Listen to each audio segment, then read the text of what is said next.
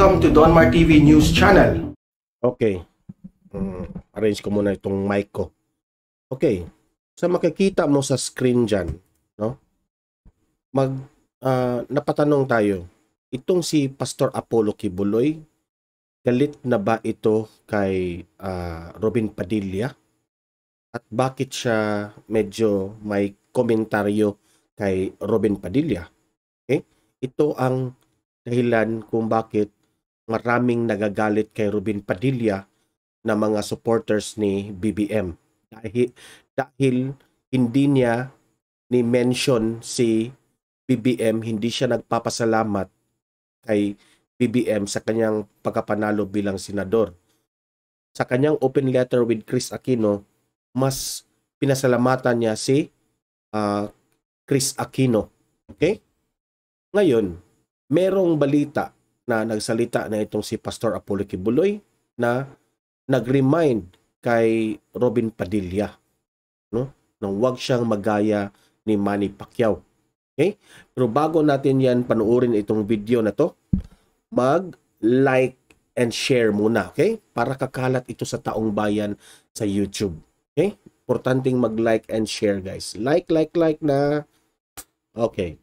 Then, don't forget to subscribe to my channel, Donmar TV, and hit the notification bell so that you will be updated sa aking mga videos na kagaya nito. Okay? Ito yung sinabi ni Pastor Apollo Kibuloy kay Robin Padilla. Sana ay huwag siyang magkamali sa kanyang mga hakbang at mga pananalita upang siya ay magtatagumpay sa kanyang mga layunin. Sana ay huwag siyang magkamali, kundi bubulusok na naman siya at mawawala ang kanyang political capital na natamo bilang pangunahing senador dito sa bansa. Okay? He's number 1 siya eh. Alam nyo, ang aking tinutukoy na si Robin Padilla, tulad ng isang sikat na boksingero, which is si Pacquiao ang pinatutungkulan niya dito, mahal ng mga Pilipino. Lahat ng mga Pilipino nagmamahal sa kanya. Ngunit, lahat ng mga hanggang sa tumaya sa politika at pinasimulan ang kanyang ambisyon na maging presidente, doon na nagsimula ang kanyang pagkakamali. Okay. Alam naman natin na kinontra niya si Duterte, kaya kinontra rin siya ng mga Duterte supporters. Ngayon, itong si Robin ay binlag natin yan noon na kaya nga sabi niya hindi niya pinasalamatan si Bongbong Marcos dahil hindi raw nag-endorso si Bongbong Marcos sa kanya. Okay. Tapos, sabi ng mga supporters ni BBM, bakit hindi ka magpapasalamat kay BBM na sumali ka sa Uniteam? That is already malaking tulong yung Uniteam sa iyo. Diba? Pero mas pinasalamatan pa niya si Chris Aquino na para sa akin naman, no, bilang isang ordinaryong Pilipino, mas malaking ambag ang mga supporters ni Bongbong Marcos na sa kapagkapanalo pagka number 1 ni Robin Padilla. So, hindi ako maniniwala na si Chris Aquino ang dahilan na nanalo itong si Robin o kaya nag number 1 sa Senado. Okay?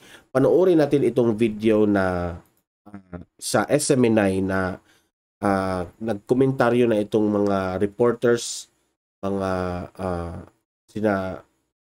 SMNI na sila Pastor Apollo Kibuloy, na sila rin mismo nakapansin na mismo parang nag-iba ang ihip ng hangin patungkol kay Robin Padilla.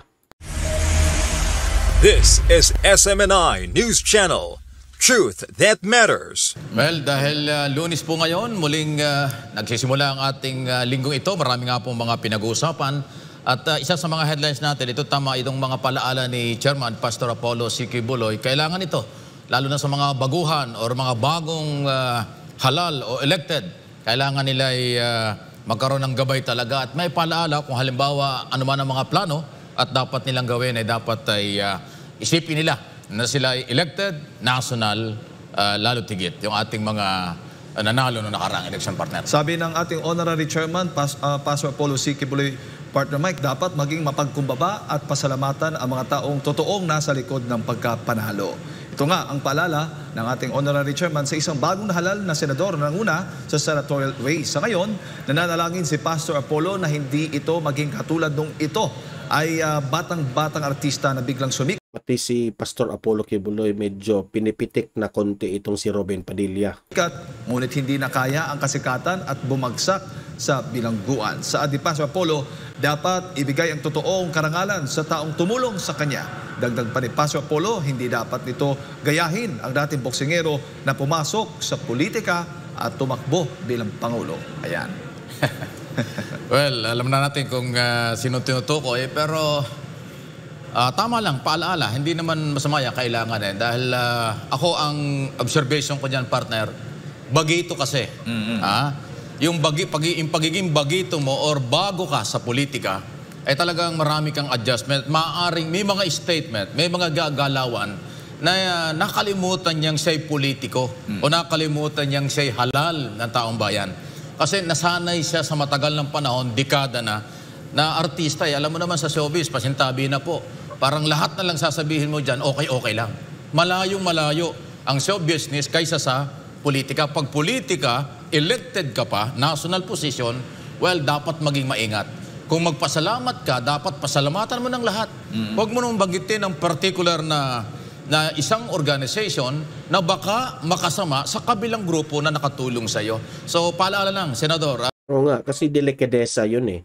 Nagpapasalamat ka kay Chris Aquino pero hindi ka nagpapasalamat kay Bongbong Marcos. Masakit yun. Hindi ako nakikialam. Nabasa ko kasi yung mga statement mo. Ako medyo napapailing din ako dun eh. Medyo kakaiba. Wala ka na sa showbiz. Kung nasa showbiz pa rin ang iyong diskarte, medyo mag-adjust ka na. Ako, ang advice ko, partner, ay... Itong si Mike Abe, no? Hangang-hanga ito kay Robin Padilla. Pero ngayon, parang naiiling na siya. Yan ang sabi niya, di ba? Dagdagan niya o maglagay siya ng mga totoong political advisor at media advisor. Huwag galing sa showbiz. Pasintabi na po. Galing sa mga veterano. Again, wala tayong against kay Chris Aquino. Okay? No, nothing personal with Chris Aquino in this issue.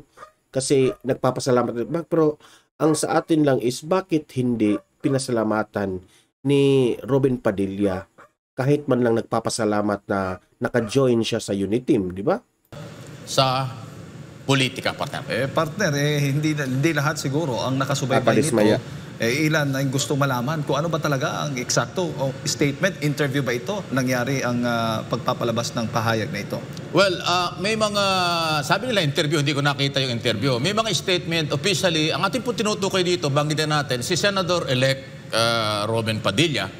Alam naman nating artista at number 1 sa nakaraang eleksyon. Meron siyang... Halos nga hindi nila banggitin si Robin sa sinabi nila kasi may respeto pa rin sila kay Robin Padilla. Statement na... Kasi endorse ito ni Duterte. Talagang idinidi niya ang mga Aquino at si Chris Aquino ang nakatulong sa kanya sa eleksyon. Although marami raw tumulong sa kanya.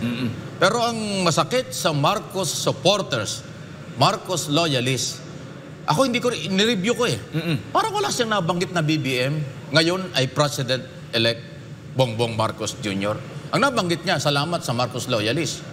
Pero iba yung specific, banggitin mo yung Pangulo eh. Elected na yan eh. At saka, yan yung, dalawa kasi ang nagdadala yung ng Uniteam. Noon, BBM at saka Sara Duterte. Mayor Sara noon at BBM. So, Uniteam yan eh. Hindi ko alam kung nakalimutan niyang ilagay yan, nakalimutan niyang banggitin. Pero alam mo nga, sabi ko nga, politiko, sensitive masyado ang magiging statement dahil taong bayan po ang nakatutok dito. Siguro, pasalamatan na ng lahat. At kung mayroong nakalimutan o kung ano man, di isingit or ilagay, ulitin yung statement para hindi maging ano. Pero ang problema, partner, nagagalit na yung iba eh. Nagtatampo na actually. Yung ibang mga Marcos supporters o Marcos loyalists at siyempre supporters ng President-elect Bongbong Marcos Jr. partner. Oo, sa dami niyan, partner. Mahigit 31 milyon yan. At siyempre malaki at umaasa sila ng malaki dito sa senator-elect. Lalo't na number 1 partner sa senatorial lineup ngayon dito sa papasok na administrasyon. So yan ha. Mga supporters ni BBM medyo dismayado na kay Robin Padilla. Now, ang tanong dito, papayag lang ba kayo na hindi na napasalamatan ni Robin Padilla si BBM? Papayag ba kayo na si Chris Aquino lang ang most appreciated na kaya raw siya nanalo? Okay? Now, another na tanong na pwede nating inject dito is unawain ba natin itong si Robin Padilla sa kanyang ginagawa? O talaga bang maling-mali siya dito na dapat siyang humingi ng paumanhin at humingi ng tawad sa mga BBM supporters? Libre kayong mag-comment at react tungkol dyan. Okay? Sa akin personal, bilang isang ordinaryong Pilipino, ako rin dismayado ako sa ginawa ni Robin Padilla. Pero hoping pa rin ako na magsusorry siya. Hoping pa rin ako na humingi siya ng paumanhin sa lahat ng BBM supporters. At direkta na magsabi siya na pasensya, sorry kay President-elect Bongbong Marcos. Dahil hindi na ito maganda eh. Okay? So, hanggang dito na lang itong video na ito. Mag-comment, react kayo dito sa issue na ito para naman ibabasahin natin yan. Okay? Don't forget, i-like nyo ang video para kakalat ito sa taong bayan, BBM supporters at sa friends and families natin. Okay? See you in my next video. Mahalin natin ang Pilipinas. God bless everyone.